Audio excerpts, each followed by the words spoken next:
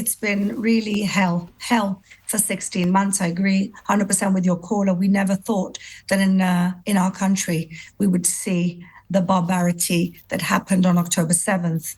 Today, we hear that an 86-year-old man, Shlomo Mansour, who was taken out of his bed in his pajamas, 86-year-old man who was slapped and abused by the terrorists, and whose family have been begging for his release on humanitarian basis, that he's an 86-year-old man, today find out, after 16 months, that he was dead all along, where they kept them in hope that he was alive, that he was dead all along. Now, this is a man that moved from Baghdad to Israel when he was 13 years old, because he went through another pogrom over there called the Farhud, when the Jews were attacked by the Iraqis and they had to leave and immigrate to Israel. So this is a story that encapsulates the suffering that we've been through over the last 16 months. We never asked for this war. We never wanted this war. We never started this war. On the contrary, we left Gaza in 2005. Everybody's laughing at President Trump's lofty ambitions about the Riviera. That's exactly what the Palestinian leadership could have done with Gaza since 2005. We left. They had a border with Israel and a border with Egypt, and they could have turned it into something beautiful. They could have done something good for their people. And instead, they turned it into a terrorist enclave and then came to attack us in our sovereign territory. So what do you do about that? What do you do? Now taken all these innocent people.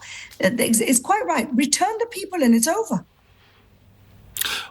How do you respond to what Hamas said yesterday about the reason that they said they wouldn't return more hostages? Now, being an old cynic, my response to that was, well, that's probably because they've run out of reasonably healthy hostages to return, and therefore that they will look bad on the world stage if it's body bags that they're delivering. But they came up with three different reasons as to why they're doing this. How do you respond to those reasons?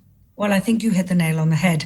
I don't think they thought that last Saturday, when those three emaciated hostages came out looking like Holocaust survivors, I don't think they understood what a PR backlash it would have on them. And they're all about PR. It's all very curated and it's all very deliberate.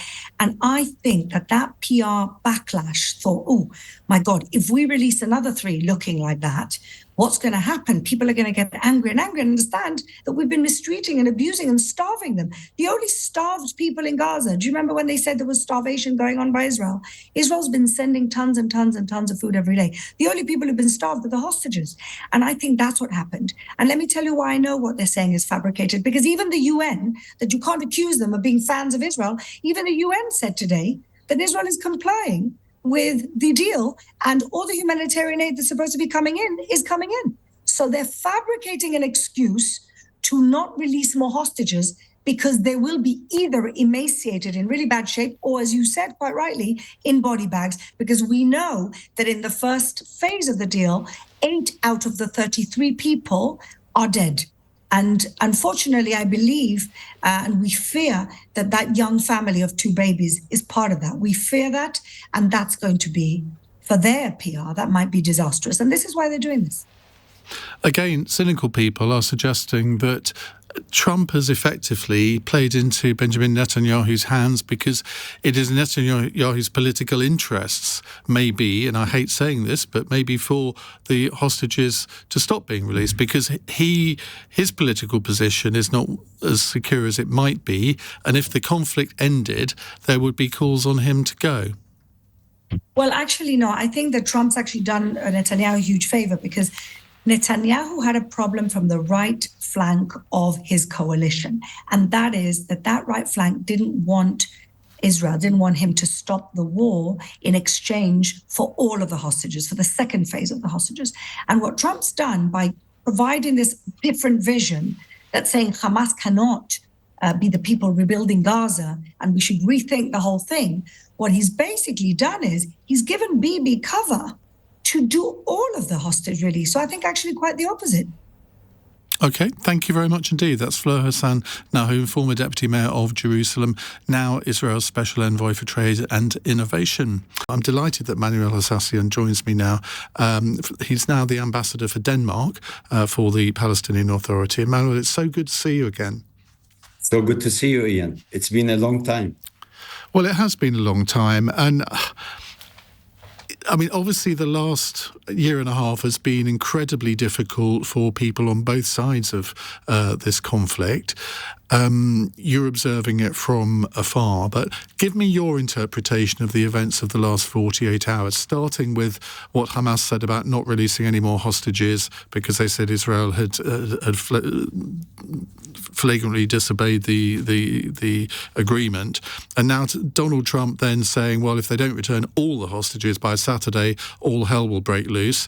And this afternoon, the Israeli Prime Minister repeating what Donald Trump said and saying that Israel will start more military action, what he called intense military action against Hamas in Gaza if the hostages aren't released by Saturday. I mean, this is not a positive situation, is it? No, it is critical at best. And I think Netanyahu is trying to put Hamas in a trap where the threatening of Trump is coinciding with the statement that was made by Prime Minister Netanyahu in trying more or less, if the hostages are not released, that hell will break loose. I think Netanyahu wants to get off the hook politically from the pressures that has been putting on him from inside Israel as to the releasing of the hostages. And he is putting the onus on Hamas that it is the one that is breaching the agreement. As a matter of fact, Israel has broke the agreement for the last week by not allowing the humanitarian aid coming into the United Nations say that's not true. The United Nations say that and let's face it, the UN haven't exactly been very pro-Israel in all of this. They've said that Israel has allowed all the aid in that was agreed. Yeah, well, actually, they allowed some of the humanitarian aid to come in, but they did not allow the caravans to come in under dire conditions, weather conditions in Gaza. I think, the caravans are of utmost importance. And what we have witnessed the last week is the fact that the migration of the Gazans from the south to the north have been attacked and have been by the Israeli army, and as if there was no agreement whatsoever. So Hamas took a firm stand that either you stop the aggression and you allow the caravans to move in to help the Gazans during such severe winter weather. And basically, of course, Israel has refused that adamantly. And here comes the threat of Mr. Trump that if Saturday the hostages are not released, hell will break loose. It seems that Trump gave the green light to Netanyahu to attack again Gaza and to ignite the war against, and we go back to square one. Who is benefiting from this? Nobody. Let me put a different interpretation to you. That we all know this, in any military conflict, when there's a ceasefire, either side can find any excuse why it should end. Some people are saying, well, that's exactly what Hamas did yesterday, came up with some fairly spurious or weak reasons.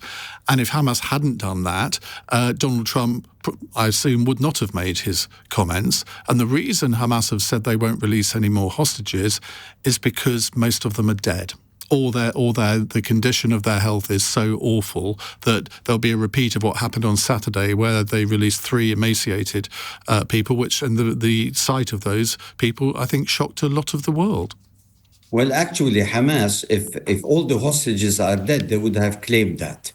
They wouldn't play the game of Mr. Netanyahu. However, what we are with, if I am put in the shoes of Hamas, I will, try to show some videos about those survivors to show Israel that the hostages are still intact, and they are ready to be delivered if Israel meets the conditions of the ceasefire. I don't think Hamas will be reluctant, basically, to go ahead because they are the losers in not doing that. And the calamity of war will put Hamas under pressure, not only from Israel and from President Trump, but from the Palestinians themselves, who also want to have to clinch this agreement by relieving the hostages and by having a ceasefire that could be permanent. Are you in any way optimistic about the next 12 months? I am optimistic that this issue of releasing the hostages on Saturday is quite obvious as far as I'm concerned, because Hamas will win, Israel will win, and this way we can circumvent an escalation of conflict in the Middle East. And this way, we won't give the excuse for President Trump to deal with Gaza as a real estate investment. And this way, we can prove that the Palestinians are willing to stand, tall in terms of not leaving Gaza and staying on their land. But if Hamas does not respond, in a positive way, I think they are giving to the threatening attitude of both Trump and Netanyahu. So let us wait and see whether Hamas will prove to the world that they are really serious about delivering the hostages, and that, it should not be through flexing muscles, but through mutual agreement on both sides.